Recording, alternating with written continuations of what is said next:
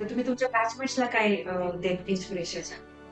मी त्यांना एकच सांगेन की तुम्ही तुमचा जोपर्यंत स्वतःचा अभ्यास नाही करणार, स्वतः जोपर्यंत ट्राय नाही करणार, तोपर्यंत काही नाही करू शकणार आहे. तुम्ही सांगा की तुम्हाला काय क्वेश्चन विचारले होते, कसं तुम्ही आन्सर केलं?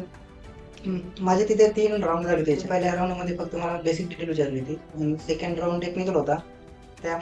त्याच्या राउंडमध्ये त्याने मग मला कसं तुम्ही टीम वगैरे हँडल करणार. सो जो तुम्ही code are through file statement find out केला, मग तो तुम्हाला कम्प्युटरवरती इम्प्लिमेंट करायचा होता की पेन पेपरने लिहायचं होतं? तिथे मला पेन पेपर ठेवतो. मग तुम्ही किती वेळ ते दाखवलं त्यांना लॉजिक लिहून? 10 सेकंड. Seriously amazing.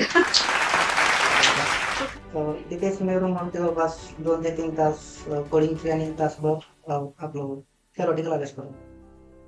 अच्छा, म्हणजे डेली 2 ते 3 तास आपण अभ्यास केलाच पाहिजे. आणि तुम्हाला काय बेस्ट पार्ट वाटला? कारण बऱ्याच गोष्टी असतात पुणेरी पॅटर्न मध्ये, ट्रेनर आहे, काउन्सिलिंग टीम आहे, ऑब्व्हियसली माझे सेशन्स पण असतात. सो तुम्हाला काय बेस्ट वाटलं किंवा मी तर मोस्ट ऑफ मॅमचंच नाव घेणार. त्यांनीच मोटिवेशन दिलं. Thank you so much. आता आज तुम्ही काय संदेश द्याल? जोपर्यंत स्वतः नाही करणार तोपर्यंत काही नाही भेटणार आहे. माझं नाव बोडके परमेश्वर आहे. मी धाराशिव जिल्ह्यातून येतो.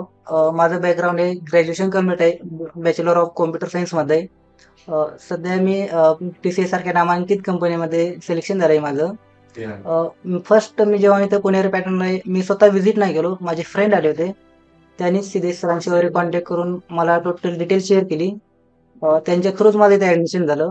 Thank you Sarika ma'am and all team.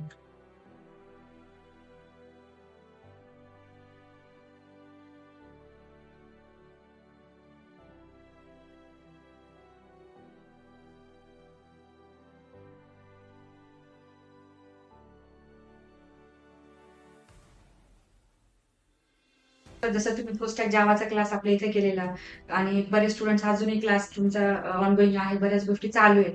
So तुम्ही बाकी तुमचे जे बॅचमेट आहेत जे अजूनही जॉबसाठी सर्च करणार आहेत किंवा त्यांची जर्नी हळूहळू सुरू आहे, तर तुम्ही तुमच्या बॅचमेट्सला काय देत इन्स्पिरेशन?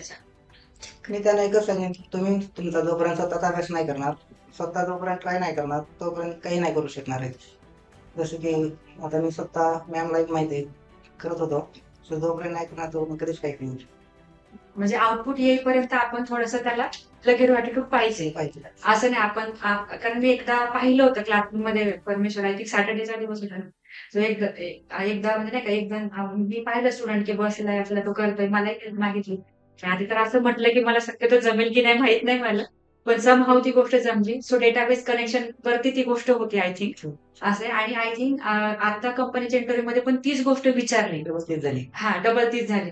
त्यामुळे आपण जे एफर्ट टाकतो ते त्या एफर्टला नक्कीच उत्तर येतात. सो परमेश्वर, मला एक शॉर्टली सांगा की तुम्हाला काय क्वेश्चन विचारले होते, कसं तुम्ही आन्सर केलं?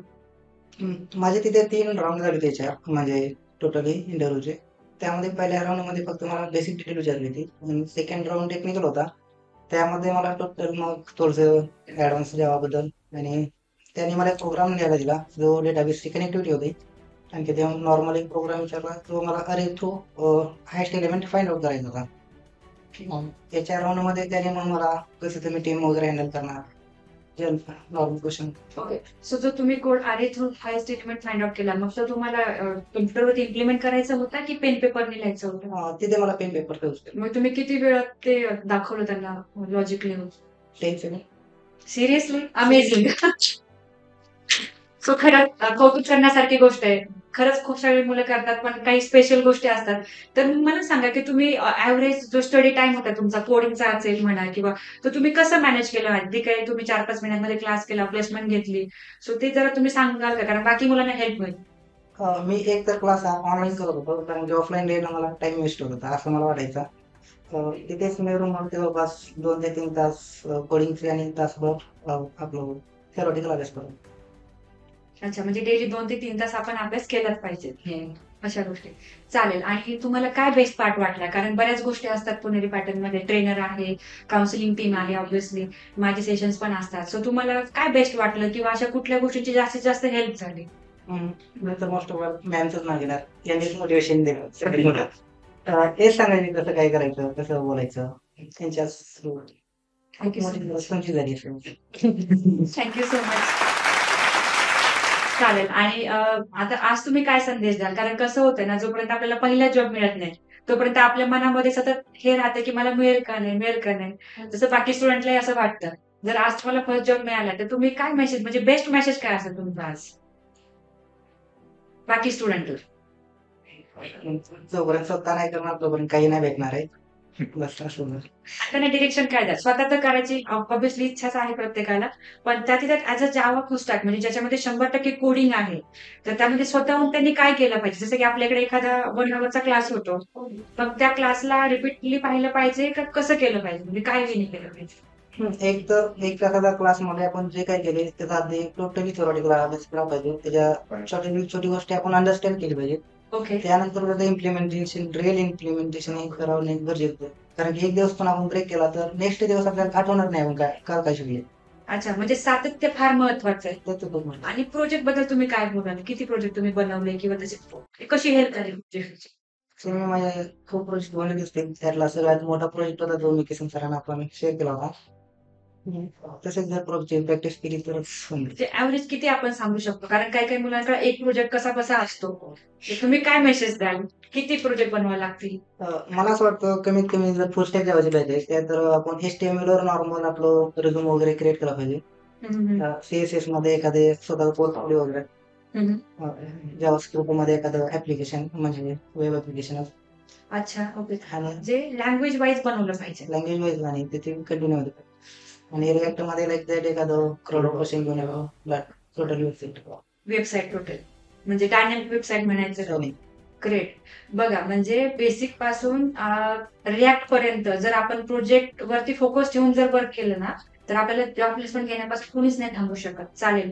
आणि आता जसं की आपण म्हणजे भरपूर वेळा स्ट्रगल करतो. जसं तुम्हाला पण क्लासरूमला तुम्ही आधी यायचा, तुम्ही ऑनलाईन मध्ये शिफ्ट झाला.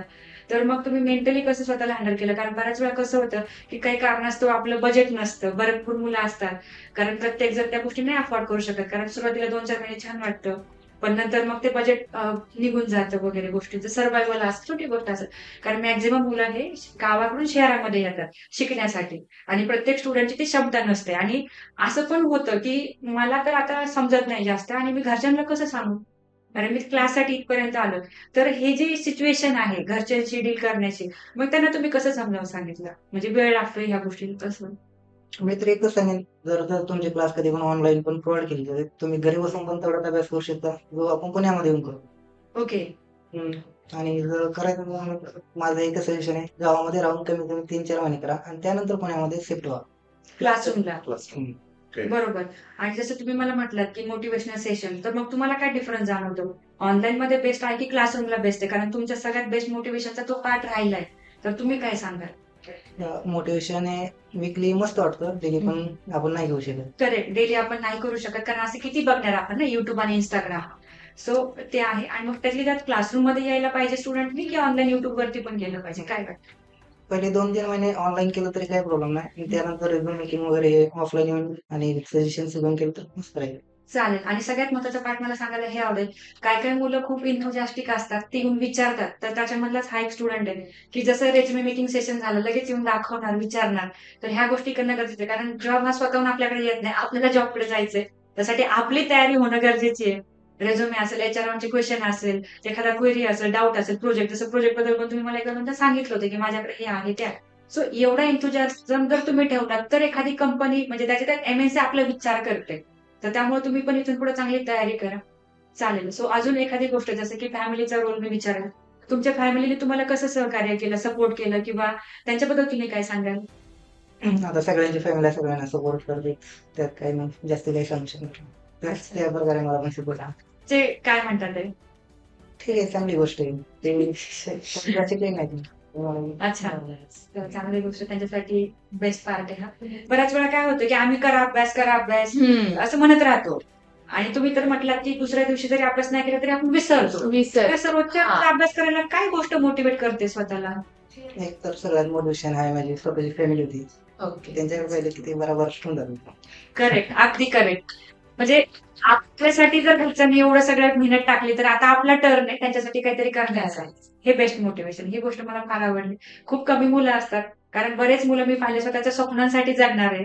पण एक फर्स्ट स्टुडंट असं बघितला की जो त्याच्या फॅमिलीकडे बघून करतोय आणि त्याच्यासाठी ते डेलीचं मोटिवेशन आहे. पुणेरी पॅटर्न म्हणजे आपुलकीचा हात आणि विश्वासाची साथ. IT करिअरची खरी सुरुवात. त्यामुळे आमच्या चॅनलला आत्ताच सबस्क्राईब करा.